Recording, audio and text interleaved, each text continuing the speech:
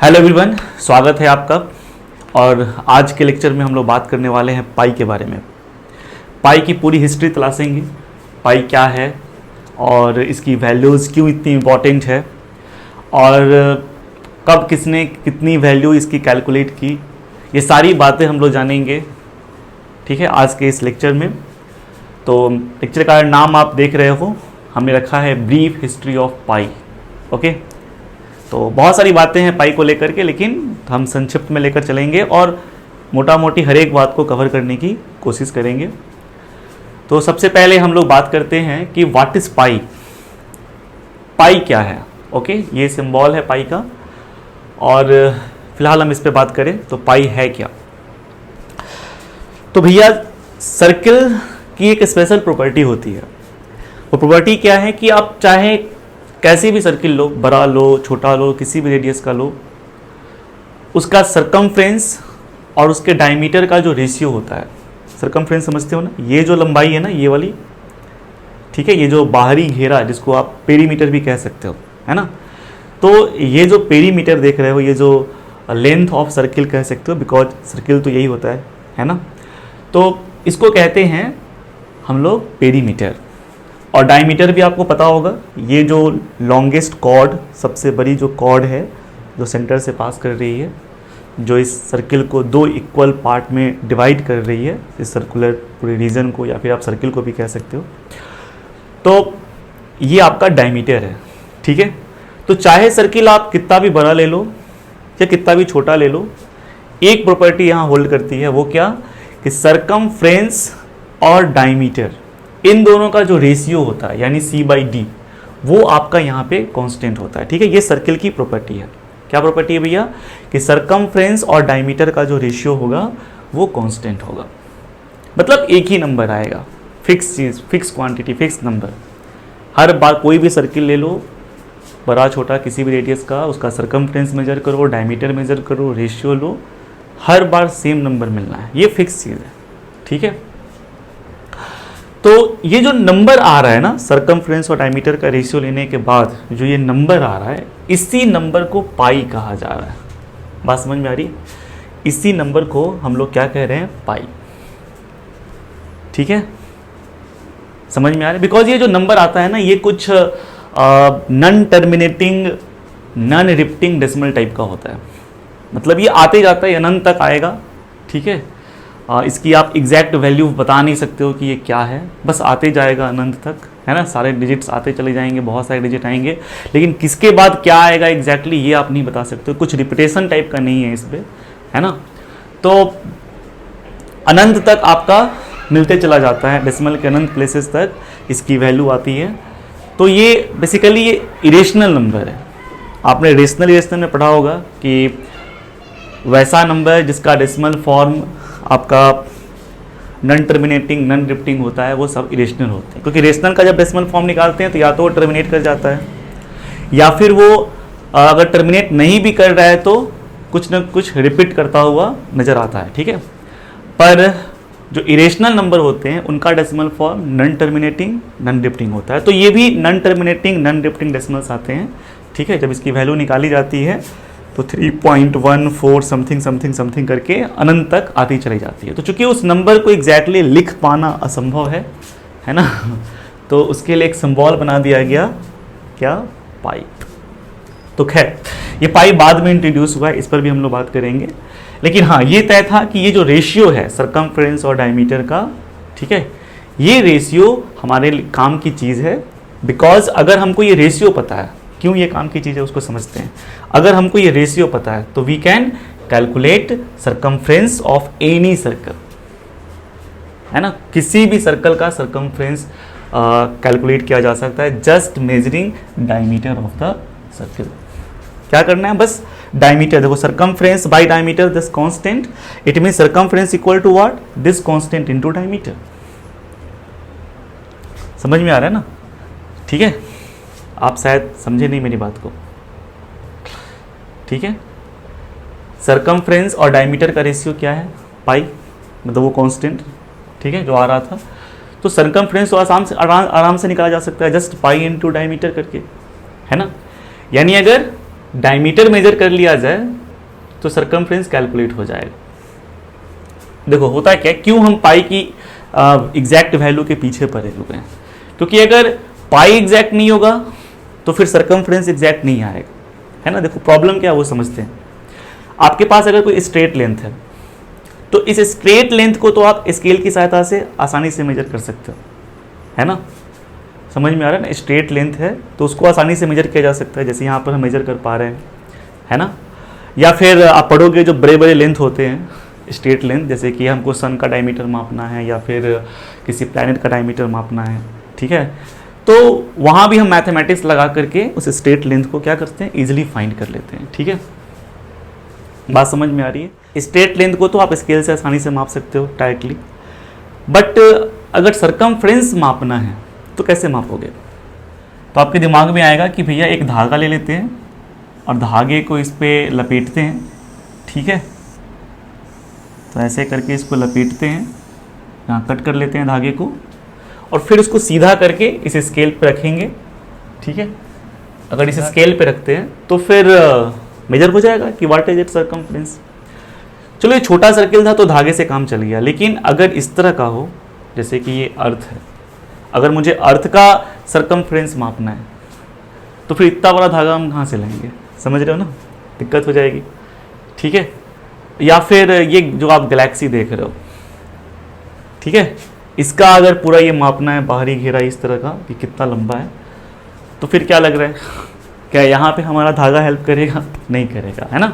तो यहाँ पे धागा हेल्प नहीं कर पाएगा। तो कहने का मतलब ये है कि अगर मुझे कहीं किसी सर्कुलर चीज़ का सरकमफ्रेंस मापना है, ठीक है, तो धागे से लपेट करके फिर स्केल पे रख के मापना थोड़ा सा इम्पॉसिबल सा काम लगता है, ठीक है। लेकिन दूसरा तरीका हमारे पास क्या है, सिंपल सा, कि आप डायमीटर मेजर करो और उसमें ये पाई से मल्टीप्लाई कर लो, आपको सरकमफ्रेंस मिल जाएगा। अब ये पाई जितना ही ज़्यादा एक्यूरेट आप मेजर करोगे, आपको सरकमफ्रेंस उतना ही ज़्यादा एक्यूरेट आएगा, है ना। तो सबसे पहले तो इंपॉर्टेंट है कि ये पाई कैलकुलेट किया जाए ठीक से, कि आखिर पाई की एग्जैक्ट वैल्यू होती क्या है, क्योंकि अगर पाई की वैल्यू ठीक ठाक नहीं कैलकुलेट रही तो फिर आप सरकमफ्रेंस की वैल्यू भी ठीक ठाक कैलकुलेट नहीं कर पाओगे, कुछ ना कुछ उसमें इधर आ जाएगा। देखो पाई जिसकी बात कर रहे थे, मैं बोल रहा था ना कि ये non terminating non repeating decimal है। आपके सामने देखो ये पाई की वैल्यू लिखी हुई है 3.1415926358932268841971169395020884197459445923। भैया मैं थक जाऊंगा, ठीक है, काफ़ी है, आप देख रहे हो।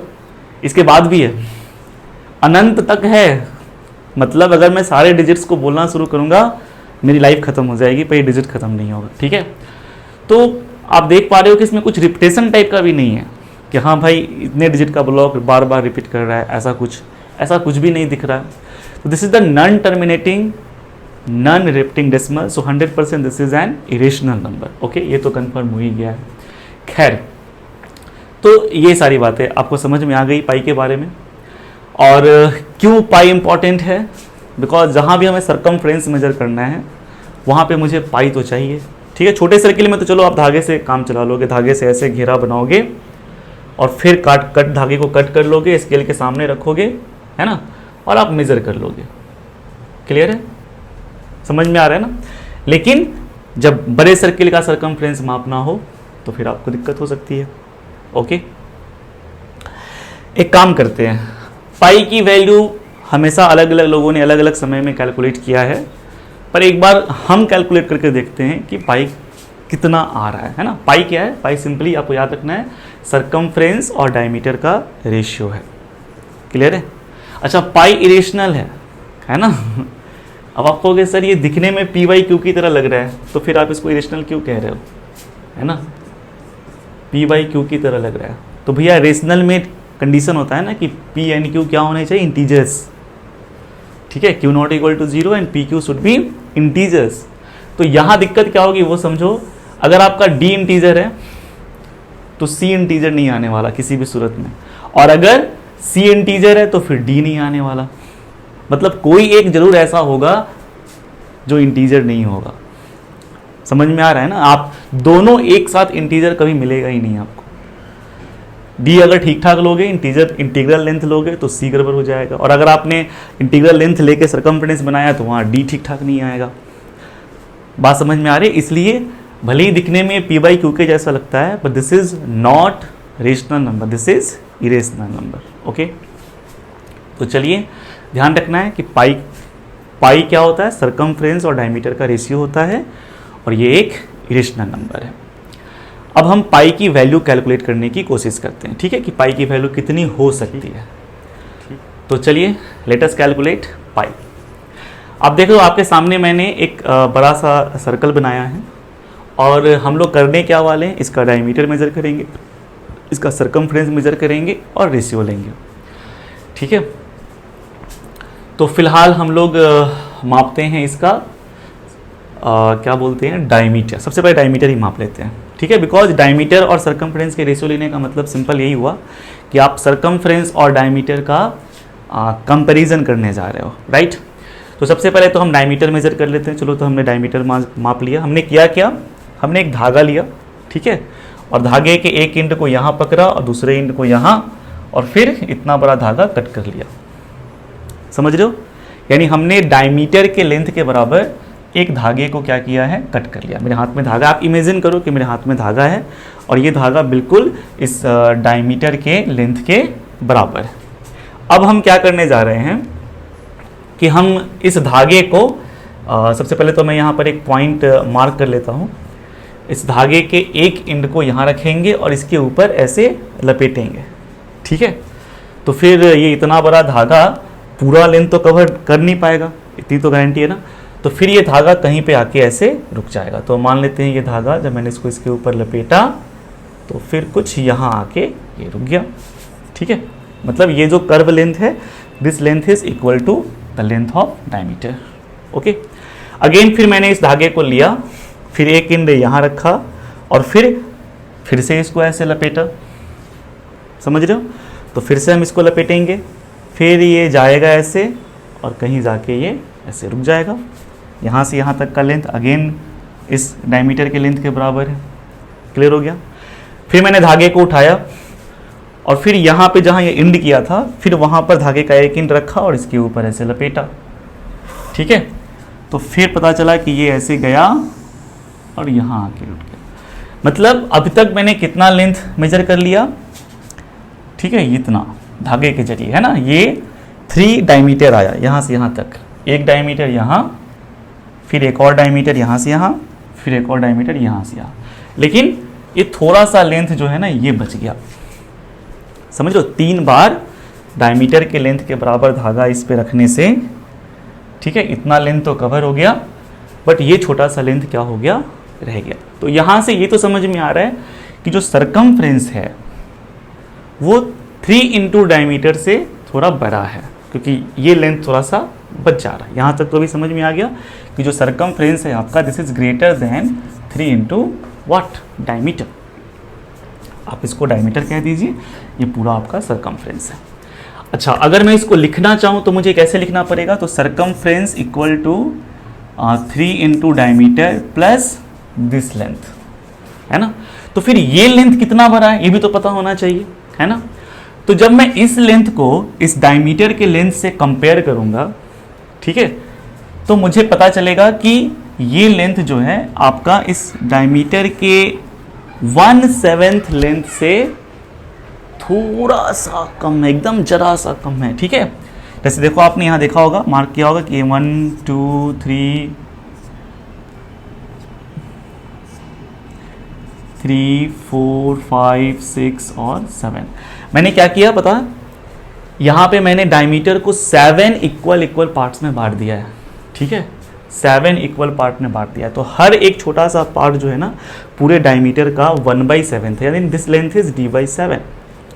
और आपका ये जो लेंथ आ रहा है, इतना छोटा सा लेंथ है, जब मैं इसको डायमीटर से कंपेयर कर रहा हूँ तो मुझे लग रहा है कि ये इस d/7 से जरा सा छोटा है, ठीक है। तो फिलहाल हम मान लेते हैं कि लगभग बराबर ही है, एग्जैक्ट तो बराबर नहीं है, मुझे दिख रहा है कि एकदम देखो थोड़ा सा घट जा रहा है। इस लेंथ को जब मैं इससे कंपेयर कर रहा हूँ तो मुझे पता चल रहा है कि बस ये जो 1/7 लेंथ है ऑफ डायमीटर, इससे बस जरा सा कम रह गया। तो चलो थोड़ी देर के लिए उस जरे से को हम इग्नोर करते हैं। तो हमें लग रहा है कि जो सरकमफ्रेंस का लेंथ आ रहा है वो 3D और प्लस ये जो D/7 है उसके लगभग बराबर आ रहा है। अब इसको ज़रा हम ऐड करते हैं, तो इसमें आप D कॉमन ले सकते हो, तो this equal to 3 + 1/7 into D and 7 3 जा 21 + 1 दैट इज़ 22/7 इंटू D। और इसको थोड़ा सा और सॉल्व करो तो आपको समझ में आ जाएगा कि भैया C/D जो है वो कितना आ रहा है, 22/7। और C/D को ही क्या कहते हैं, पाई कहते हैं, राइट। यानी पाई की वैल्यू हमें निकल के आ गई 22/7। ठीक है, आखिर आप पाई की जगह 22/7 वगैरह यूज करते हो है ना, तो हमें भी तो वही आ रहा है। लेकिन हाँ, हमें दिमाग में है कि मेरा जो C है वो असल में एग्जैक्टली 22/7 के बराबर नहीं है, क्योंकि ये जो लेंथ, जो छोटा सा बचा हुआ लेंथ था जिसकी जगह जिसको आपने D/7 लिखा है, ये एग्जैक्टली D/7 नहीं है। समझ में आया, थोड़ा सा ये छोटा है। तो इसका मतलब ये हुआ कि पाई जो है ना वो 22/7 के एग्जैक्टली इक्वल नहीं है, बल्कि ये थोड़ा सा क्या है, छोटा है। समझ में आ रहा है ना, इसको 22/7 के बराबर लिख देना, एकदम कि बराबर ही है, क्या होगा, एक तरह से गलत हो जाएगा। अलग बात है कि आप कैलकुलेशन करते हो तो उसमें पाई की जगह 22/7 लेके कैलकुलेट करते हो, बट पाई यानी C और D का रेशियो, सरकमफ्रेंस और डायमीटर का जो रेशियो है, यह एग्जैक्टली 22/7 के बराबर नहीं होता है, बल्कि उससे थोड़ा सा क्या होता है, छोटा होता है। क्लियर है, समझ में आ गया। पाई अलग नंबर है, 22/7 अलग नंबर है, पाई 22/7 के करीब करीब है, लगभग दोनों की वैल्यूज सेम है, बट मुझे पता है कि पाई इसके बराबर नहीं है ना, थोड़ा सा छोटा है। देखो ये बात बहुत लोगों को नहीं पता होता है, बहुत लोगों को तो ये पता होता है कि हाँ पाई और 22/7 सेम नहीं है। ठीक है, जब सेम नहीं है तो कोई एक बड़ा होगा, कोई एक छोटा होगा, तो कौन बड़ा कौन छोटा, तो ये बहुतों को नहीं पता है। असल में 22/7 जो होता है वो बड़ा है और पाई उससे थोड़ा सा छोटा है। ओके, चलिए, तो हम लोगों ने एक तरह से मेजर कर ही लिया। अब आपके दिमाग में आ रहा होगा कि सबसे पहले who first measure the value of pi, सबसे पहले किसने पाई को मेजर किया, है ना। हमने तो कर लिया, पर पाई की एग्जैक्ट वैल्यू के पीछे जो पढ़ने वाली बात है, ऐसे तो पाई का कैलकुलेशन बहुत समय पहले भी लोगों ने किया था, लेकिन किसने ठाना पहली बार कि मैं ठीक ठाक वैल्यू पाई का कैलकुलेट कर लूँगा, ठीक है, ज़्यादा एक्यूरेसी के साथ। तो सबसे पहला नाम अगर आता है तो वो आता है आर्किमिडीज का। ठीक है, तो आर्किमिडीज ने अराउंड 250 BC के आसपास, ये ग्रीक मैथमेटिशियन थे, तो इन्होंने पाई की वैल्यू कैलकुलेट की थी। पाई मतलब देखो उस समय इसको पाई कहा नहीं जाता था, ठीक है समझ में आ रहा है ना। सिंपल आप कहो कि सरकमफ्रेंस और डायमीटर का रेशियो उन्होंने कैलकुलेट किया था। ठीक है ना, पाई बाद में आके हम लोग कहना शुरू किए। ठीक है, तो उस समय पाई तो सो नहीं कहा जाता था, लेकिन हाँ बात तो वही है, सरकमफ्रेंस और डायमीटर के रेशियो की ही बात हो रही है। तो सरकमफ्रेंस और डायमीटर, सर्किल के सरकमफ्रेंस और डायमीटर का जो रेशियो है वो सबसे पहले ठीक ठाक दशमलव के 2 स्थानों तक तो ठीक ठाक उन्होंने कैलकुलेट कर लिया था। और कब किया था, तो लगभग 250 BC, मतलब बिफोर क्राइस्ट। आप समझ रहे हो, अभी 2022 चल रहा है और आप 2022 में भी 250 पीछे चले जाओ, समझ लो इतने समय पहले इन्होंने क्या किया था कि आपका सरकमफ्रेंस और डायमीटर का जो रेशियो है यानी पाई, उस पाई की वैल्यू दशमलव के 2 स्थानों तक ठीक ठाक इन्होंने कैलकुलेट किया था। अब बात है इन्होंने कैसे कैलकुलेट किया, तो देखो इन्होंने क्या किया, एक सर्कल लिया, सर्कल के अंदर आप देख रहे हो इन्होंने एक स्क्वायर बनाया है, एक जो अंदर है और एक बाहर है। उन्होंने कहा देखो मुझे यहाँ ये तो नहीं पता ठीक ठीक कि आखिर ये सर्कल का सरकमफ्रेंस कितना है, पर मैं इतनी गारंटी जरूर दे सकता हूँ कि इसका जो सरकमफ्रेंस है वो अंदर वाले स्क्वायर के पेरीमीटर से बड़ा है। अगर अंदर वाले स्क्वायर का साइड A है तो पक्का ये 4A से बड़ा होगा, और बाहर वाले स्क्वायर के पेरीमीटर से छोटा है। अगर बाहर वाले स्क्वायर का साइड मान लेते हैं A' है तो पक्का ये 4A' से क्या होगा, छोटा होगा। ठीक है, मतलब अंदर वाले स्क्वायर और बाहर वाले स्क्वायर के पेरीमीटर के बीच में आने वाला है ये सर्कल का सरकमफ्रेंस। आप खुद ही समझ सकते हो, जैसे स्क्वायर का पेरीमीटर निकालने के लिए आप क्या कर रहे हो कि 4 बार साइड ऐड कर रहे हो, है ना, सेम, मतलब 4 एक साइड के लेंथ में 4 से गुना कर रहे हो। बड़े वाले का निकालने के लिए उसके साइड में 4 से मल्टीप्लाई कर रहे हो। तो अगर आपको इस सर्कल का सरकमफ्रेंस चाहिए तो क्या करना पड़ेगा, आप एक पार्ट पकड़ोगे जैसे यहाँ से यहाँ तक, और फिर ये 4 पार्ट हैं तो एक पार्ट के लेंथ में 4 से मल्टीप्लाई करोगे।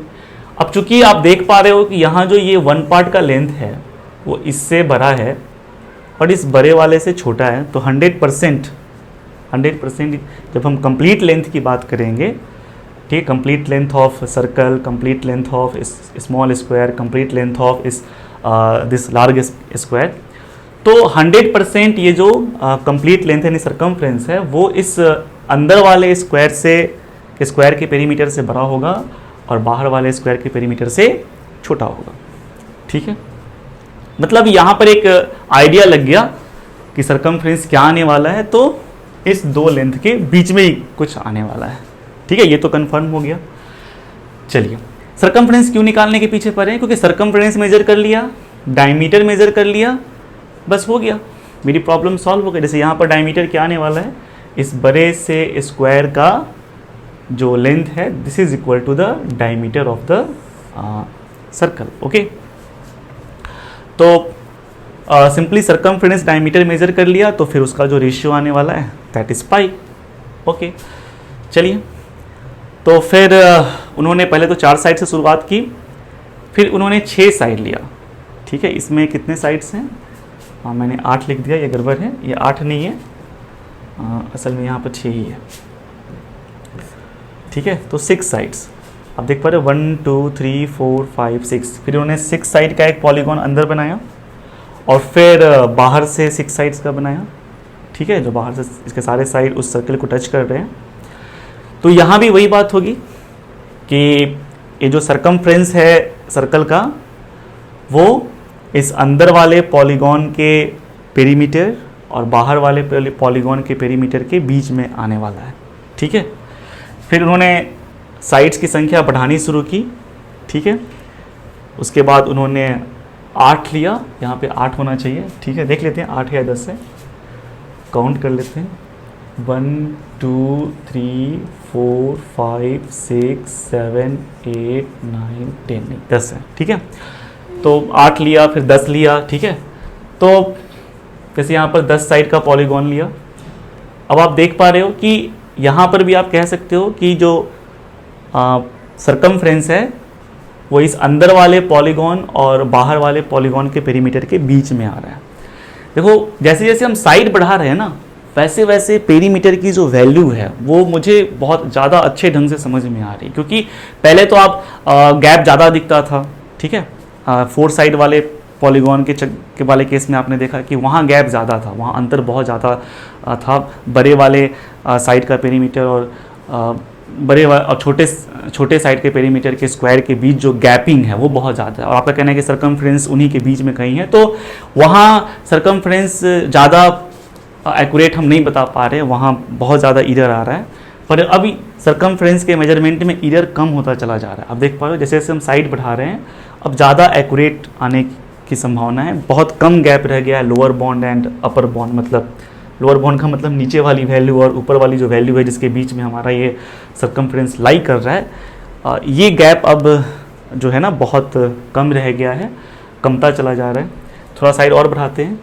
ठीक है, अब जैसे कि यहाँ पे देखो 42 साइड्स अंदर जो ये आप देख रहे हो, आपको लग रहा है कि सर्किल जैसा है, पर this is not circle, this is a polygon and this is a polygon of 42 sides.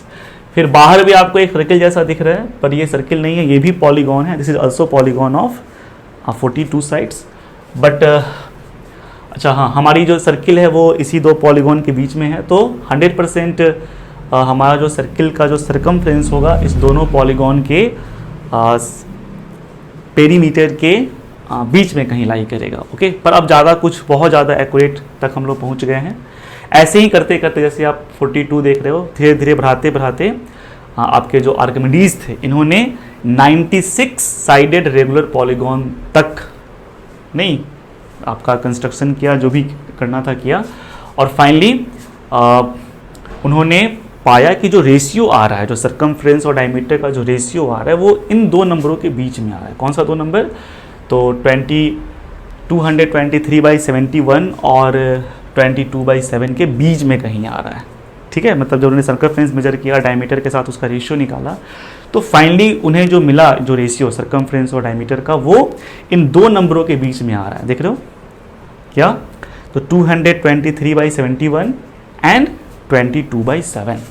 Okay, अगर मैं इन दोनों नंबर की वैल्यूज़ निकालूं, जैसे यहाँ पर मैंने निकाला है 223/71 की वैल्यूज़ निकाला है और 22/7 की वैल्यूज़ निकाला है, तो आप देख रहे हो कि दशमलव के दो स्थान तक 3.14 3 यहाँ तक तो सेम ही है ना।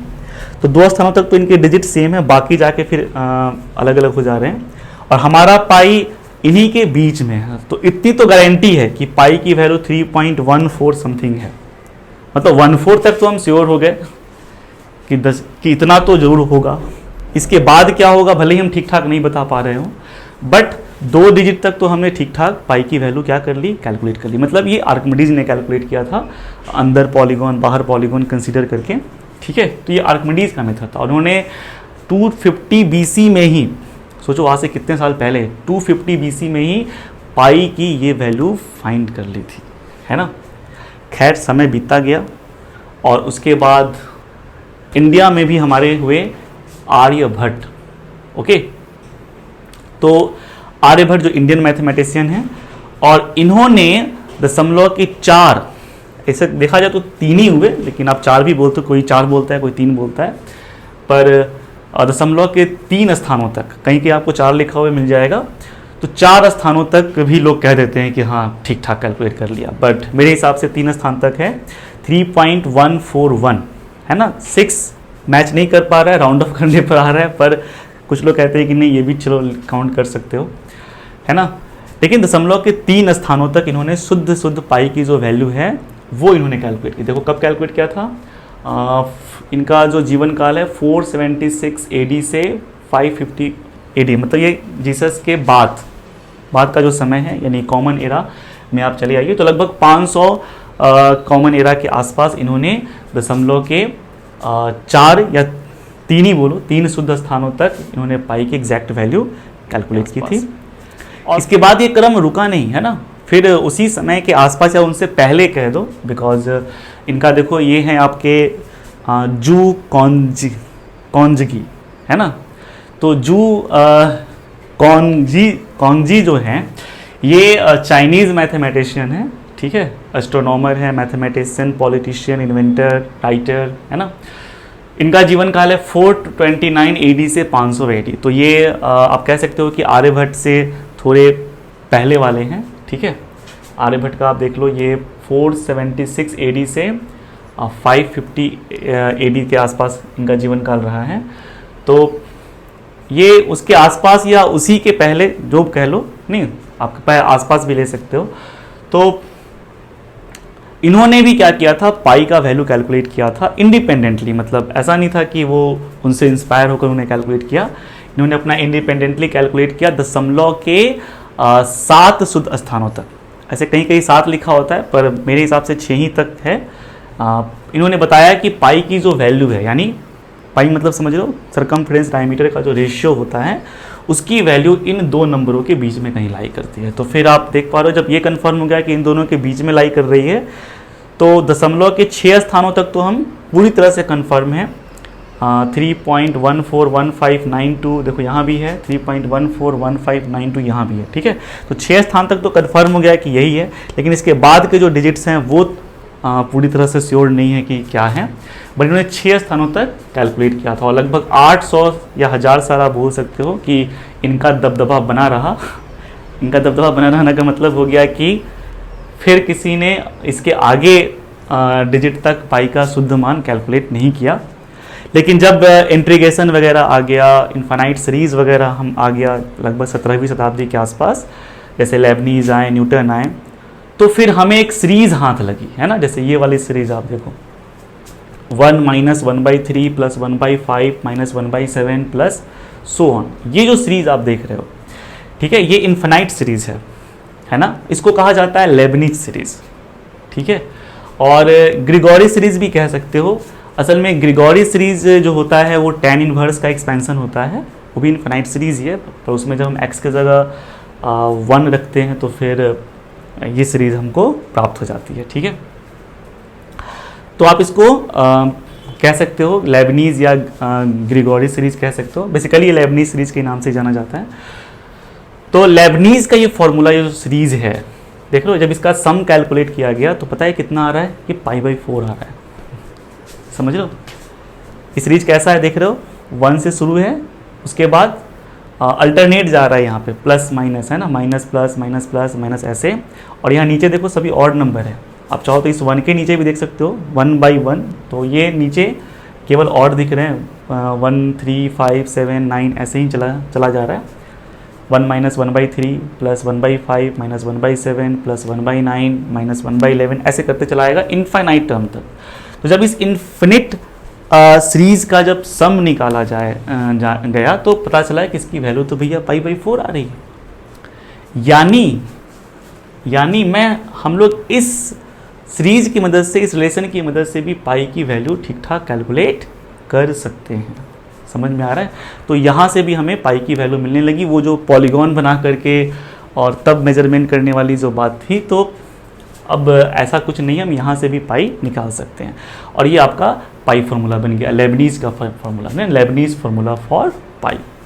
जब लेबनीज ने अपना एक फार्मूला दिया तो ये लेबनीज देखो 1600 AD के आसपास के हैं, है ना। तो बाद में आके हमारे आ जाते हैं कौन, रामानुज भाई साहब, है ना। इनको तो आप जानते हो, ये तो हमारे इंडियन मैथमेटिशियन है, बहुत ही ग्रेट मैथमेटिशियन। तो रामानुज ने कहा कि मैं भी पाई के लिए एक फार्मूला दूंगा, तो उन्होंने भी पाई के लिए एक फार्मूला दिया यहाँ पे, ठीक है। और इस फार्मूला को आप देखो, ये भी इन्फिनिट सीरीज है, और जब आप इस सीरीज को सम करोगे तो आपको पाई की ठीक ठाक वैल्यू मिल जाएगी, है ना।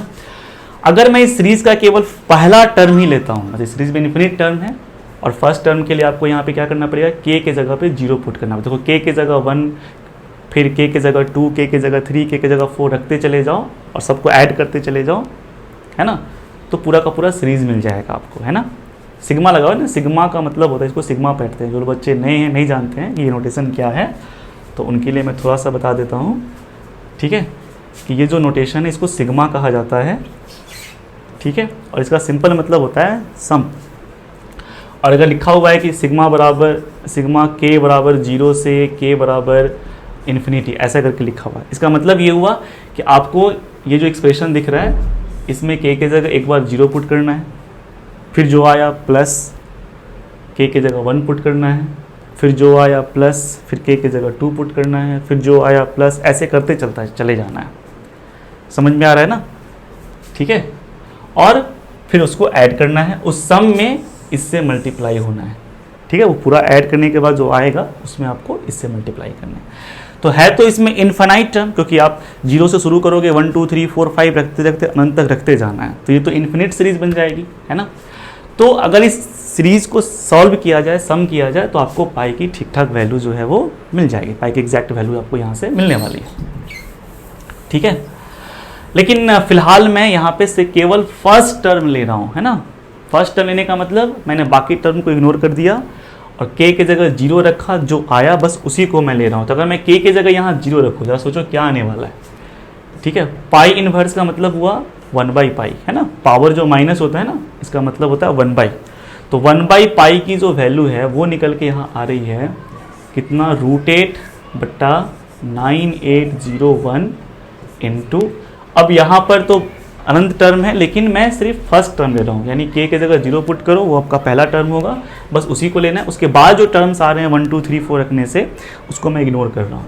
तो k के जगह 0 रखूँगा तो ये हो जाएगा 4k, यानी k 0 है तो 4k की वैल्यू 0 हो जाएगी, 0 का फैक्टोरियल इंटू 1103 प्लस, अच्छा यहाँ k के जगह 0 रखोगे तो ये पूरा वैल्यू 0 हो जाएगा, k से मल्टीप्लाई है तो ये 0 हो जाएगा, एंड प्लस यहाँ पे आपका k फैक्टोरियल है, यानी 0 का फैक्टोरियल हो गया, इसको फैक्टोरियल पढ़ते हैं, 0 का फैक्टोरियल का पावर 4 और फाइनली ये 396 का पावर 4k। तो अगेन जब k के जगह 0 रखोगे तो ये पावर में 0 हो जाएगा, और आपको पता है कि पावर में 0 का वैल्यू होता है 1। ठीक है, मतलब अगर 0 पावर दे दिया जाए तो वैल्यू जो होगा वो आपका 1 हो जाएगा। ठीक है, तो इसकी वैल्यू 1 हो गई। फाइनली इसको आप सॉल्व कीजिए तो √8/9801 इंटू फैक्टोरियल 0 का वैल्यू कितना होता है, तो फैक्टोरियल 0 का वैल्यू होता है 1, है ना, हम लोग 1 डिफाइन करते हैं इसको। ठीक है, जो बच्चे नहीं जानते वो जान लें, इसको बोलते हैं फैक्टोरियल। जैसे अगर कहीं लिखा हुआ है फैक्टोरियल 4, तो पता है इसका मतलब क्या हुआ, आपको 4 से शुरू करना है, एक एक कमते जाना है, 1 पे आके स्टॉप होना है, और जो भी नंबर है उनको मल्टीप्लाई करना है। जैसे 4 से शुरू किए, एक एक कमते जा रहे हैं। ठीक है, 1 पे आके स्टॉप हो जाना है, जितने नंबर हैं सबको मल्टीप्लाई कर लेना है। आप समझ गए। फैक्टोरियल 5 का मतलब क्या होगा, 5 × 4 × 3 × 2 × 1। 5 से शुरू करना है, 1 तक आना है, जितने नंबर आएंगे सबको मल्टीप्लाई करना है। फैक्टोरियल 6 का मतलब क्या हुआ, फैक्टोरियल 6 का मतलब हुआ 6 × 5 × 4 × 3 × 2 × 1, राइट। और फैक्टोरियल 0 को हम लोग 1 डिफाइन ही करते हैं। ठीक है, कहीं फैक्टोरियल 0 आ जाए तो बस इसकी वैल्यू हम लोग 1 लिखते हैं। क्लियर हो गया। तो खैर ये फैक्टोरियल 0 है तो इसके जगह पे 1 लिखना है, इंटू 1103, ये प्लस 0 करने पर तो यही आ जाएगा, और नीचे ये फैक्टोरियल 0 है तो 1 है, 1 का पावर 4 तो 1 ही आएगा, मतलब नीचे वाला ये 1 हो जाएगा। तो फाइनली आया क्या, देखो 1/π की वैल्यू, 1/π की वैल्यू इतनी आई है। इसका मतलब पाई कितना आ गया, पाई आ गया 9801/1103, पलट जाएगा ना, इंटू √8। ओके, ये आ गया पाई की वैल्यू। मैंने बाकी टर्म को इग्नोर कर दिया, ठीक है, क्योंकि उनकी वैल्यू बहुत छोटी छोटी थी तो इग्नोर ही कर दिया कि हटाओ चलो फर्स्ट टर्म ले लेते हैं। तो केवल फर्स्ट टर्म लेकर के अगर हम पाई की वैल्यू कैलकुलेट करें तो आपको पता होना चाहिए कि केवल फर्स्ट टर्म से हमें पाई की जो वैल्यू निकल के आती है, मतलब इसको सॉल्व करने पर जो पाई की वैल्यू निकल के आती है वो दशमलव के 6 स्थानों तक बिल्कुल शुद्ध आती है, यानी 3.141592। यहाँ तक तो आपको बिल्कुल ठीक ठीक आ जाएगा।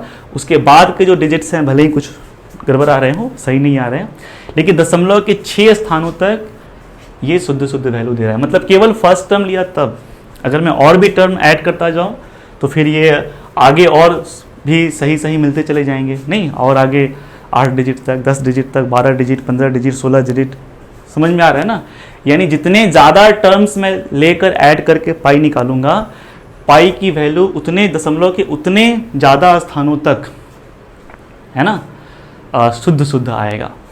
समझ में आ रहा है, मतलब सही हम लोग फाइंड कर सकते हैं। अगर हम सारे टर्म को लेकर के ऐड कर ले तो फिर हम पाई के एग्जैक्ट वैल्यू तक पहुंच सकते हैं। पर प्रॉब्लम यह है कि पाई की एग्जैक्ट वैल्यू तो हम कभी नहीं पहुंच पाएंगे, है ना क्योंकि ये तो नॉन टर्मिनेटिंग, नॉन रिफ्टिंग है, एग्जैक्ट तक तो कभी जा ही नहीं सकते। आप समझ में आ रहा है ना। हम दशमलव के मिलियंस, बिलियंस, ट्रिलियंस डिजिट तक चले जाएं, वहाँ तक कहे कि शुद्ध है, लेकिन फिर उसके आगे की डिजिट्स तो फिर छूट गई। समझ में आ रहा है ना। तो पाई की कभी भी एग्जैक्ट वैल्यू तो फाइंड की ही नहीं जा सकती है। सबसे पहले तो ये बात जान लीजिए। हाँ, हम ये बात जरूर कर सकते हैं कि हम जो पाई की वैल्यू यूज़ कर रहे हैं वो डेसिमल के कितने प्लेसेस तक करेक्ट है। ठीक है, आपको पता है कि रामानुजन के इस फॉर्मूला को यूज़ करके, देखो रामानुजन का मैंने फॉर्मूला यूज़ किया और केवल फर्स्ट टर्म लेकर के ही कैलकुलेट किया तो मुझे 6 डिजिट तक सही आया। ठीक है, इनके फॉर्मूले को यूज़ करके मिलियंस डिजिट तक, है ना, मिलियंस डिजिट तक शुद्ध वैल्यू कैलकुलेट किया गया हुआ है। 17 मिलियन डिजिट तक शुद्ध वैल्यू कैलकुलेट किया गया हुआ है। ओके, अच्छा, रामानुजन की फॉर्मूला में और लेबनीज की फॉर्मूला में क्या फ़र्क है ना। तो लेबनीज का जो फॉर्मूला है उससे भी आप डेसिमल के कुछ स्थानों तक पाई का शुद्ध मान तो निकाल ही सकते हो, है ना। कुछ स्थानों तक क्या, अगर आपने सारे टर्म को जोड़ लिया तो बिल्कुल ये भी सही वैल्यू देगा।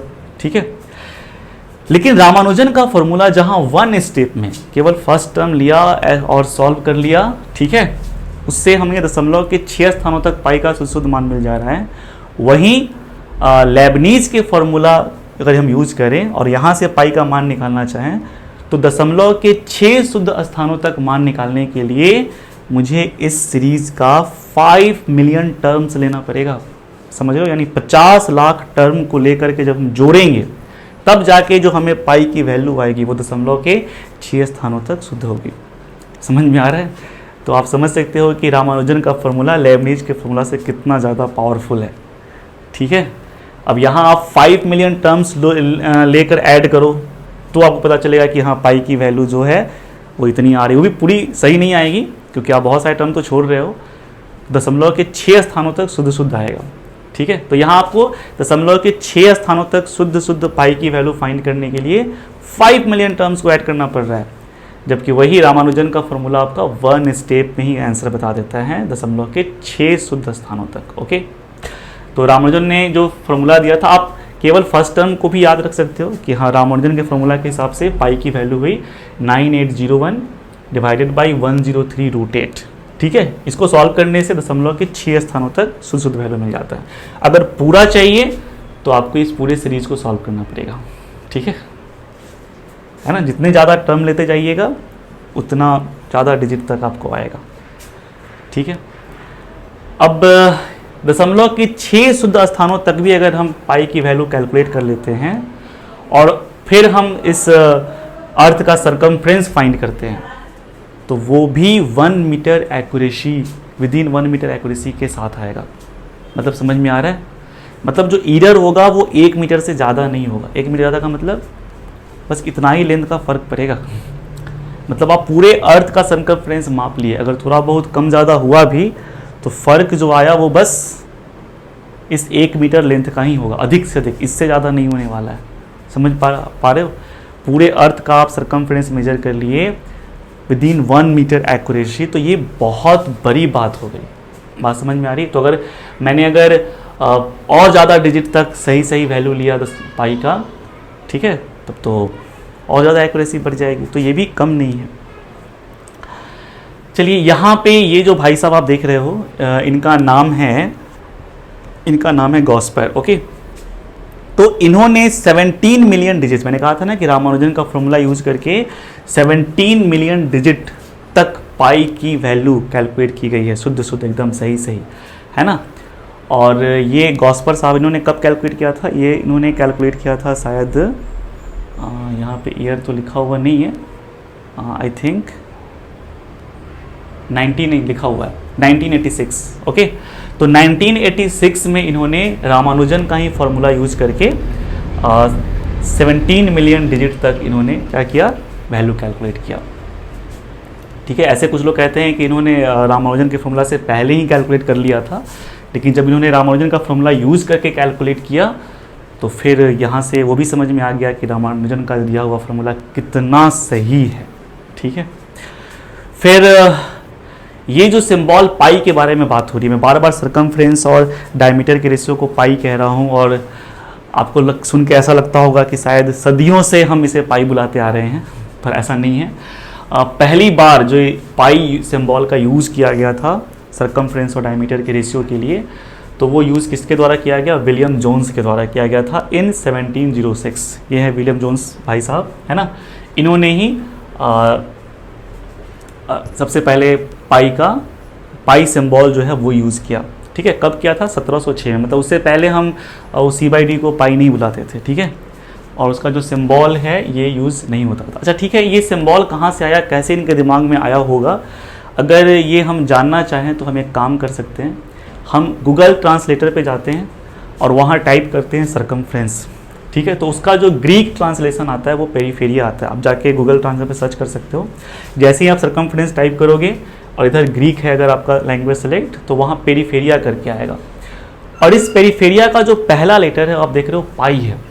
तो आई थिंक इन्होंने यहीं से सोचा होगा कि हम इस सरकमफ्रेंस और डायमीटर के रेशियो को पाई से डिनोट करें। ओके, चलिए नेक्स्ट फिर आगे आते हैं। ये है new record of pi calculation down to 62.8 trillion digits. मतलब 62.8 ट्रिलियन डिजिट तक पाई की ये वैल्यू कैलकुलेट की गई है। हाल ही फिलहाल का न्यूज़ है ये, अगस्त 18, 2020 में आईजे कैस्टेला नहीं मैकडोनाल्ड के द्वारा। ठीक है, और इन्होंने ये मतलब स्विस यूनिवर्सिटी, मतलब स्विस मैथमेटिशियन हैं, और इन्होंने इसको कैलकुलेट किया है आपका अगस्त 18, 2021, तो हाल फिलहाल में। अच्छा, कितने डिजिट कैलकुलेट किया आप देख रहे हो, 62.8 ट्रिलियन डिजिट तक, बहुत बड़ी बात है भाई, ठीक है। और ओके, सुपर कंप्यूटर का इन्होंने यूज किया था, ठीक है। To reach this record supercomputer work solidly for 108 days and 9 hour, समझ रहे हो, 108 दिन और 9 घंटे तक लगातार सुपर कंप्यूटर ने काम किया, और तब जाके हमें कितना है जी भैया, 62.8 ट्रिलियन डिजिट तक शुद्ध इन्होंने पाई की वैल्यू जो है वो उतने डिजिट तक, दशमलव के बाद उतने डिजिट तक इन्होंने पाई की शुद्ध वैल्यू कैलकुलेट की है। तो ये अपने आप में एक नया रिकॉर्ड है, और इससे पहले का जो रिकॉर्ड है वो इनके नाम है, ठीक है। इन्हें पहचान रहे हो, ये आपके जापानीज़ हैं, क्या नाम है इनका,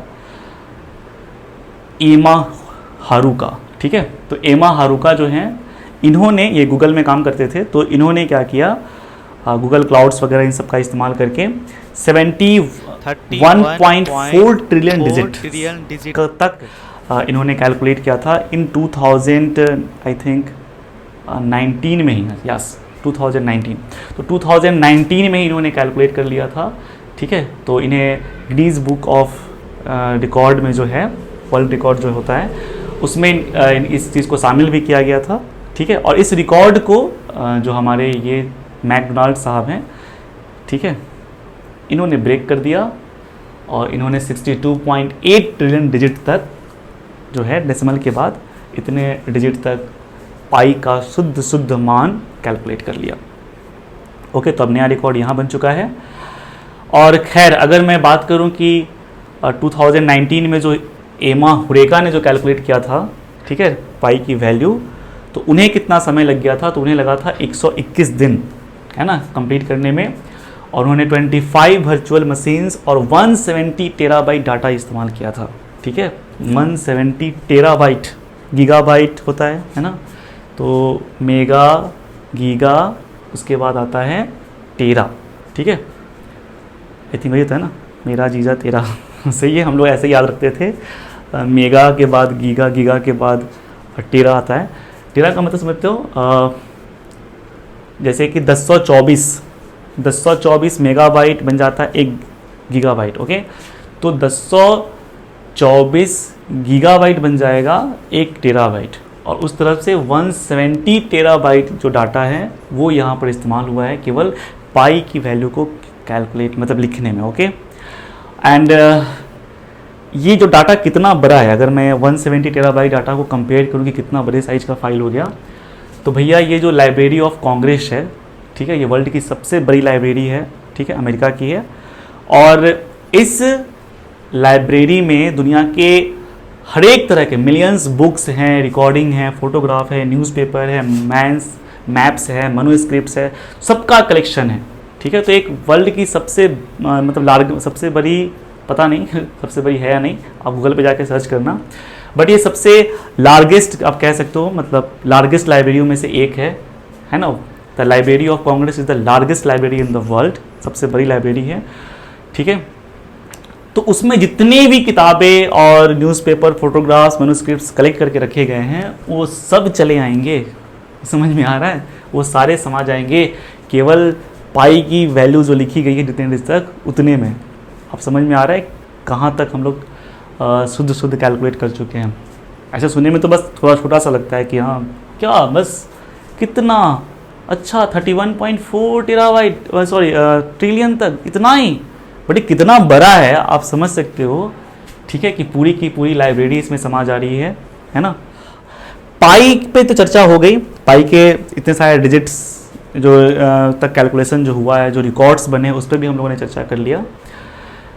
पाई इरेशनल नंबर है, हम बोलते आ रहे हैं, पर पहली बार जिसने साबित किया था कि पाई एक रेशनल नंबर है, वो कौन थे, तो वह थे Swiss scientist John Heinrich Lambert, ठीक है। इन्होंने 1768 में प्रूव किया पहली बार कि पाई जो है वो एक इरेशनल नंबर है, ठीक है। और अब हम आते हैं अपने सबसे लास्ट टॉपिक पे, और वो है हमारा पाई डे। ठीक है, पाई डे, हैप्पी पाई डे। आज नहीं है पता है, मैं लेट से पाई डे पे आ रहा हूँ।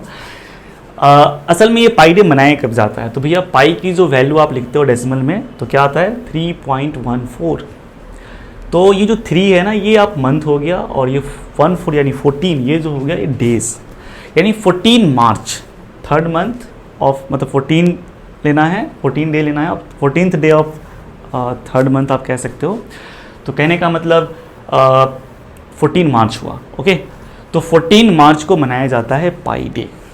ठीक है, समझ में आया ना 14 मार्च को ही क्यों लिया गया, बिकॉज पाई की जो वैल्यू लिखते हो 3.14 करके आता है। अब कुछ लोगों का कहना था कि ऐसा क्यों कि 14 मार्च को ही लिया जाए, पाई की वैल्यू हम लोग 22/7 भी तो लेते हैं ना, तो 22/7 पाई की वैल्यू ली जा रही है, तो फिर इस हिसाब से तो हमें 22 जुलाई को बनना चाहिए, 22 डे हो जाएगा और 7 मंथ हो जाएगा। ठीक है, तो 22 जुलाई को होना चाहिए। लेकिन खैर फाइनली डिसीजन यही रहा कि हम लोग 14 मार्च को, यानी थर्ड महीना तीसरा रहेगा और दिन 14वां रहेगा, ठीक है, को हम लोग पाई डे मनाएंगे। अच्छा, पाई डे जब सेलिब्रेट करना हो तो टाइम कौन सा है ना, सुबह शाम कितने बजे, तो टाइम के लिए देखो क्या होगा, जब हम पाई की वैल्यू लिखते हैं तो क्या लिखते हैं 3.14159 ऐसे डॉट डॉट डॉट, राइट। तो आप बस इतना ही तक आओ, ये लास्ट वाला मैं हटा देता हूँ। तो ये तो हो गया मंथ, ये हो गया डे, ये हो गया आवर, और ये हो गया मिनट। समझ में आ रहा है, यानी 14 मार्च को 1:59, कहाँ से 1 आया, कहाँ से 59 आया, समझ में आ रहा है। और ये आपको लेना है दिन का, ठीक है। तो 1:59 पे हम लोग पाई डे को सेलिब्रेट करते हैं। मतलब पूरा दिन आप सेलिब्रेट कर सकते हो पाई के नाम पे, पर जो मोमेंट, अगर केक वेक काटनी है सपोज दैट, तो ये टाइम उसके लिए, ये जो मुहूर्त है वो सबसे अच्छा मुहूर्त माना जाता है। और ये कहाँ से आया आप समझ ही गए होंगे, ठीक है। तो चलिए, पाई डे पे भी हमारी चर्चा हो गई, और आप सबको पाई डे की मुबारक। इस बार आपने पाई डे जरूर मनाया होगा, और अगर आप मिस कर गए हो तो उम्मीद करते हैं अगली बार पाई डे जरूर मनाओगे। हैप्पी पाई डे।